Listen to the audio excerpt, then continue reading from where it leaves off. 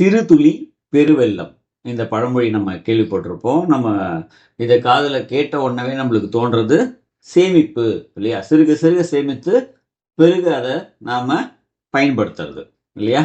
So இது வெறும் பணம் சேர்க்கறதுக்கு மட்டும்தான் இதை சொன்னாங்களா அப்படின்னா கண்டிப்பா இல்லை. சிறு துளி பெருவெள்ளம் அப்படிங்கிறது பணம் சேர்க்கறதுக்கு மட்டும் இல்லை, வெல்த்தை டெவலப் பண்றதுக்கு மட்டும் இல்லை, ஹெல்த்தை டெவலப் பண்ணுறதுக்கும் சேர்த்து தான் சொல்லியிருக்காங்க.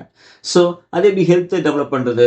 ஒன்றும் இல்லை, ஒரு சிறுதுளி பெருவெள்ளம்னா இன்னைக்கு கொஞ்சம் கொஞ்சமாக காசு ஒரு ஒரு நாளைக்கு ஒரு மாதத்துக்கு ஒரு வாரத்துக்கு நம்ம போட்டுட்டு இருந்தோம்னா ஒரு ஃபிக்ஸட் டெபாசிட்லேயோ இல்லை நம்ம ஒரு வீட்டில் இருக்க உண்டியிலையோ ஒரு ஆர்டிலையோ நாம் அதை போட்டுட்டு வரும்போது அது பல வருஷம் கழித்து நமக்கு பெரிய ஒரு தொகையாக இருக்கும் இல்லையா?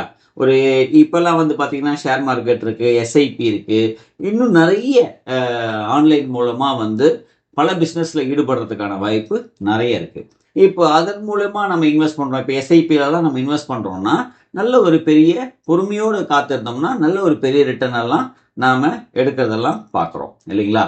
ஸோ அது போல் இது வெல்த்து.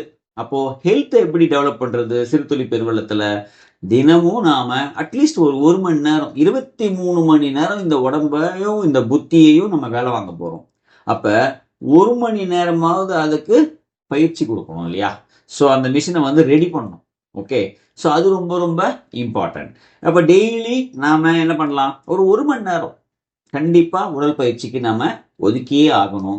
முதல்ல பார்த்தீங்கன்னா ஒரு அரை மணி நேரம் ஒரு வாக்கிங், ஒரு 10 நிமிஷம் ஒரு தியானம், ஒரு 10 நிமிஷம் ஒரு மூச்சு பயிற்சி, ஒரு 10 நிமிஷம் ஒரு உடல் ஸ்ட்ரெச் பண்ணுற ஒரு பயிற்சி இல்லைங்களா?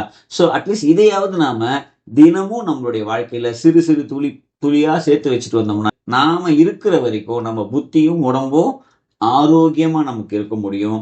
அடுத்தவங்களுக்கு நாம எந்த விதத்துலையும் கடினம் கொடுக்காம நம்மளோட வாழ்க்கையை இனிமையா நம்ம வாழறதுக்கும் ஆரோக்கியமா நம்ம வாழறதுக்கும் ரொம்ப உதவியா இருக்கும். என்னதான் வெல்த் இருந்தாலும் ஹெல்த் இல்லைன்னா அது பிரயோஜனம் இல்லை. ஹெல்த் ரொம்ப நல்லா இருந்து வெல்த் இல்லைனாலும் வாழ்க்கையை பெருசா அனுபவிக்க முடியாது இல்லையா? ஸோ அதனால ஹெல்த்தும் முக்கியம், வெல்த்தும் முக்கியம்.